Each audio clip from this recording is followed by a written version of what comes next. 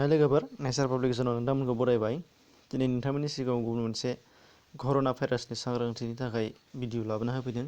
बेयो आंनि बुंनाय बाथ्रा नङा। नोंथांमोना नुनो मोनदों government of India, ministry of finance and department of revenue बेनिफ्राय नोंथांमोनखौ सांग्रांथि हरनाय बा जोंनि भारतनि बासिफोरखौ सांग्रांथि हरनाय बेखौनो नोंथांमोननि सिगाङाव फोरमायनानै होनो लानाय जादों।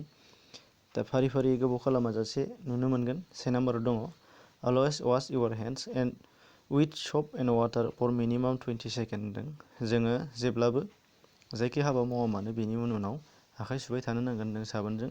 खमावबो सुनाया 20 सेकेन्ड जाथारनांगोन होनदों। हथात गोबाव सुनांगोन, मोजां मानजिनानै सुनांगोन आरो। सेकेन्डआव नुनो मोनदों एप sanitizer it must contain 60% alcohol.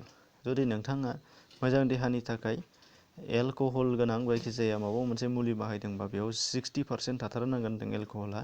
बेनिफ्राय बांसिन दंना खम दं नोंथांमोना बेखौ नायग्रोनांगोन। बेनिफ्राय दङ होनदों maintain minimum 2 metre distance from someone काफिं स्नेजिं फेभारिस। जुदि सोरबाया हार्सिउदों, गुजुदों आरो सियायदोंबा नोंथाङा बेनिफ्राय 2 मिटार डिसटेन्सआव खमावबो थाथारनांगोन होनदों। Avoid gathering crowd place hotels malls. मानसिफोरनि थुबुर जानायनिफ्राय नोंथाङा जानगाराव थानांगौ होनदों। हथात मिथिं दावथिं सिनेमा हल, हटेल बायदिसिनाफ्राव नोंथाङा दाथांनाय जादों। बेनिफ्रायनो नुदों do not touch your eyes, nose, mouth. नोंथाङा नोंथांनि मेगन, गन्थं, खोमा बा खुगा जायखिजाया बाहागोआवनो नोंथाङा दांनो नाङा। जुदि नोंथाङा दांनो गोसो जादोंबा बेनि सिगां मोजाङै आखाइखौ सुग्रोना लानांगोन। किप सिपिं वार्म वाटार एभ्रि आवार्स अर स'। नोंथाङा जेब्लाबो दै गुदुं से घन्टायाव दै गुदुं खनसे लोंनो नांगोन होनदों। नङाबा बेनिफ्राय हायोबा बांसिन लोंबावनांगोन। Avoid unnecessary travel. नोंथाङा बेनि थाखाय बयनिख्रुइबो गोसो होनांथारगौ बे जेबो गोनांथि गैयालासे नोंथांमोनहा दावबायनो नाङा बा बेरायनो नाङा होनदों। इफ काफिं अर स्नेजिं कभार इउर माउथ। नोंथाङा जुदि हार्सिउदों आरो गुजुदोंबा नोंथाङा खुगाखौ खाथेनानै ला होनदों। किप वेल हाइड्रेट। नोंथाङा जायखिजाया लोंनाय मुवा बेसादफोरखौ मोजाङै लोंनांगोन होनदों। अर्थात मोजां दै बायदिसिनाखौ नोंथाङा लोंनांगोन।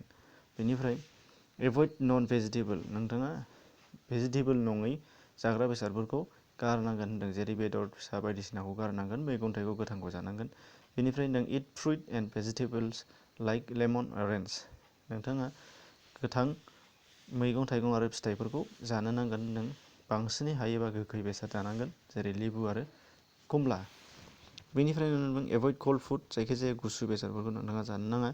Wash clothes regularly. नोंथाङा थाबैनो जेब्लाबो जिफोरखौ सुबाय थानांगोन होनदों। जिखौ थाब सुबाय थानांगोन।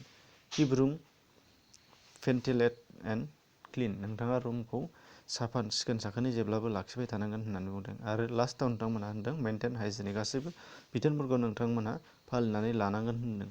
अब्लासो नोंथांमोनहा फार्स्टआव नोंथाङा ट्रिटमेन्ट मोनग्रोगोन नोंथांनि कर'ना भाइरास जानायनिफ्राय। अब्ला लोगोफोर बेखिनियानोमोन। भिडिअखौ नोंथाङा जा हायो शेयार खालामनानै हो, जाहाथे बयबो मिथिना लानो हानाय जायो। आरो चेनेला गोदानै फैदोंबा नोंथाङा बेबायदि इनफरमेसन थाबैनो मोननांगौनि थाखाय साबस्क्राइब खालामनानै लाब्लानो जाबाय। एसेनोसै, गोजोन्थों।